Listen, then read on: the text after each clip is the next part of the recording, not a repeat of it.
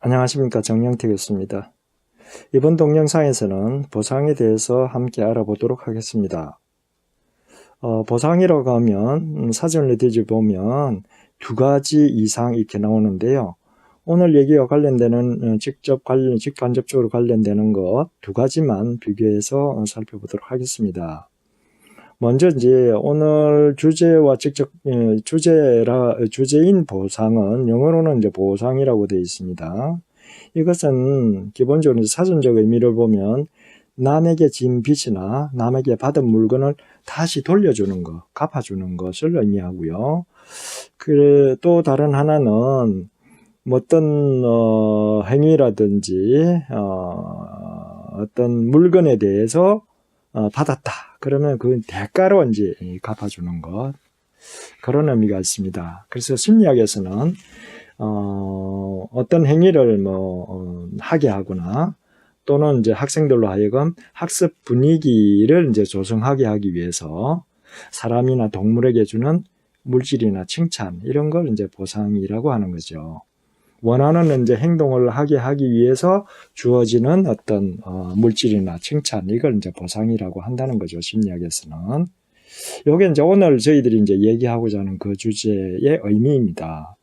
반면에 또 다른 이제 보상이라고 하는 것을 영어로는 compensation이라고 이제 할 수 있고요. 어떻게 보면 보충에 이제 가까운 것, 이제 원래 있던 것에 이제 빠져나간 것을 채워 나간다, 이런 의미죠. 이제 다시 말하면 사전에서는 이렇게 해놨습니다. 남에게 끼친 손해를 이제 보상해준다, 갚아준다, 이런 뜻이 있고요.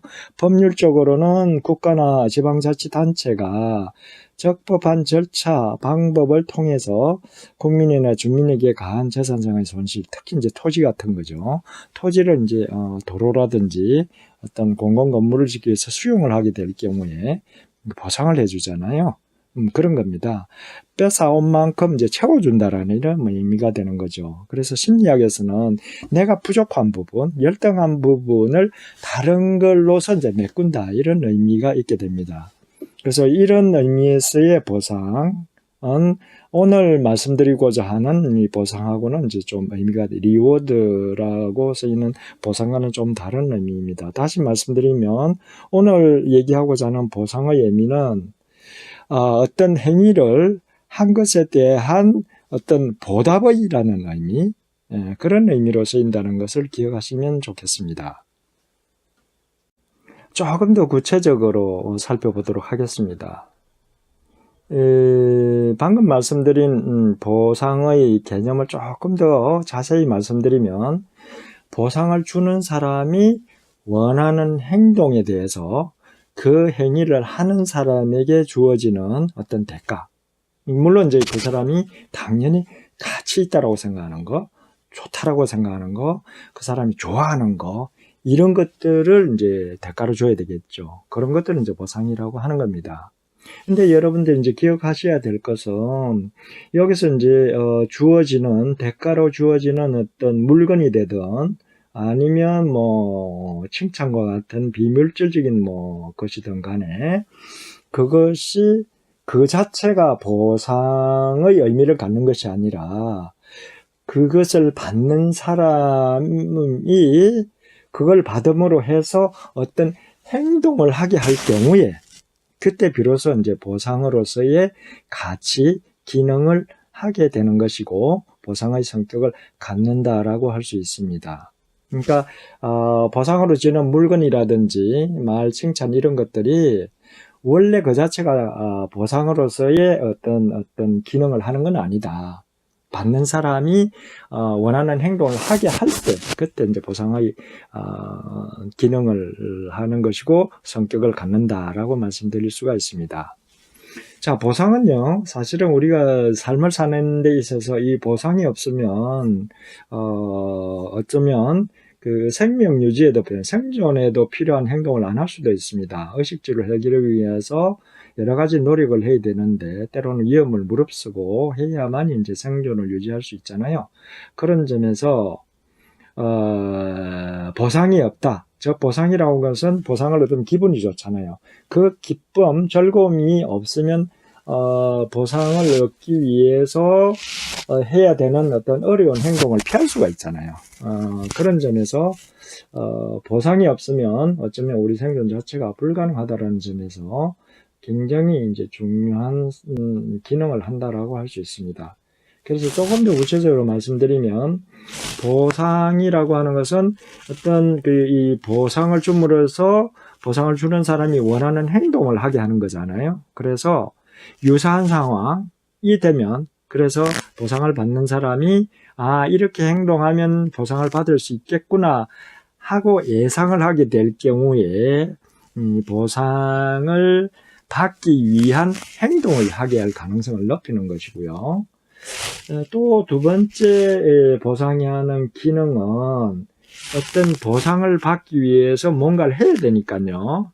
그걸 하고자 하는 동기부여, 그런 어떤 행동을 하게 하는 강력한 동인이 될 수가 있고, 또 상황이 아무리 어렵다 하더라도 그 보상을 받기 위해서 그 어려움을 극복하고 어려운 상황에 순응하는 어떤 용기와 힘을 불어넣어 준다는 거죠. 예를 들어서 대학 입시에 합격하기 위해서 여러 가지 이제 어려움들, 유혹들을 물리치고 이제 공부에 전념해야 되는 것, 이런 것들이며, 아니면 정말 지금 현재 상황은 고통밖에 없지만 이 상황을 잘 견뎌내면 내가 사랑하는 가족을 만날 수 있다든지 그럴 경우에 지금 현재 상황을 극복할 수 있는, 순응할 수 있는 그런 힘을 줄 수도 있습니다.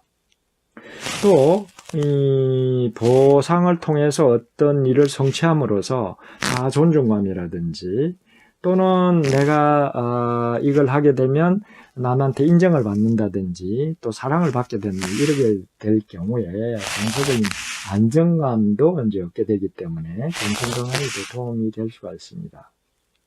조직 관리 관점에서 봤을 때 보상이라고 하는 것은 강제력과 특히 비교했을 때 훨씬 적은 비용, 즉 감시나 통제를 적게 하더라도 성과는 훨씬 더 크게 거둘 수가 있다는 거죠. 강제력의 경우에는 감시의 눈이 사라지는 순간 행동을 안 할 가능성이 굉장히 커지는 반면에 보상은 그 보상을 받을 때까지는 스스로 이제 노력할 가능성이 있기 때문에 감시라든지 통제가 적어도 성과는 거둘 수 있다는 점에서 강제력보다는 효과적이다라고 얘기할 수가 있습니다.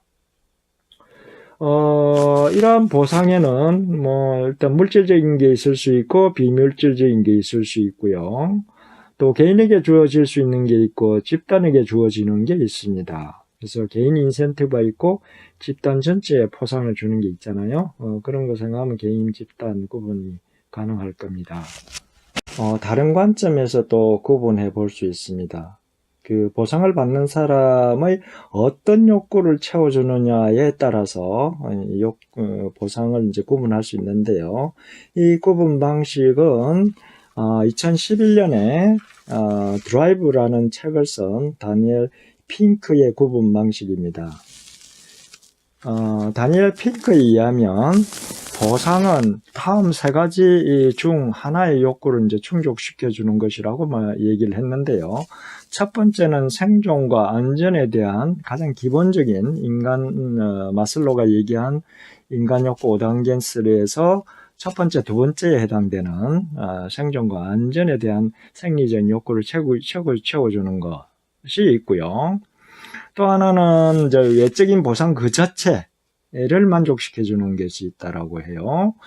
다시 말하면 예를 들자면 이런 게 있을 수 있죠. 권력이라든지 부에 대한 욕구 이런 것들을 채워주기 위해서는 물질적인 어떤 보상을 하거나 아니면 자리를 부여한다든지 이런 것들을 얘기하는 겁니다. 그런데 여기서 이제 주의하실 것은 이러한 외적인 보상이라고 하는 것은 기본적인 욕구는 아닙니다. 의식주라든지 아니면 안전이라든지 사랑과 소속감, 인정, 존중, 자아존중과 같은 기본 욕구는 아니고요.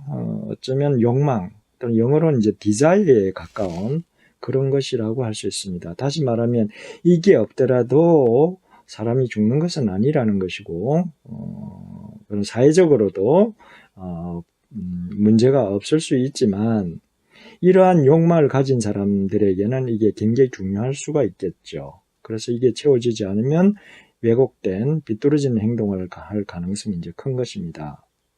어쨌든 외적인 보상 그 자체를 채워주기 위한 그런 보상도 있을 수 있고요. 세 번째는 이게 이제 핑크가 이제 강조했던 부분인데요. 어떤 문제를 해결하는 그 자체를 이제 즐거워하는 거예요. 여러분들도 이제 그런 거 하셨을 겁니다. 어떤 보상을 받아서 뭐 공부를 잘한다든지 운동을 잘한다든지 음악을 한다든지 하는 것이 아니라 공부하는 것 자체, 운동하는 것 자체, 그 다음에 노래하는 것 자체가 즐거워서, 그 자체가 즐거워서 하는, 그런 경우가 있죠. 이제 그런 것들에 이제 맞춰서 그것을 채워주는 그런 보상도 있을 수가 있습니다.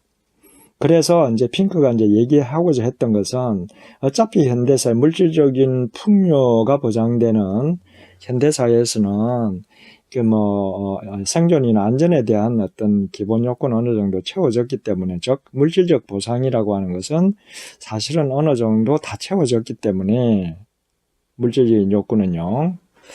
그렇기 때문에 사실은 물질적으로 더 이상 보상하는 것은 의미가 없다라는 거죠. 그것보다는 다른 욕구들, 그러니까 일 자체를, 그러니까 자아실현이겠죠. 어떻게 보면.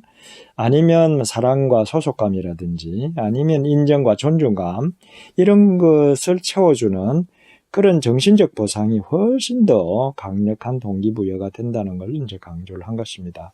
다만, 한국 사람처럼 현세주의적이고 물질주의적인 성향이 강한 사람, 즉 돈이나 권력을 이제 목적 그 자체로 삼는 그런 성향이 강한 경우에는 여전히 외적인 보상이 굉장히 중요한 도민이 될 수가 있겠죠.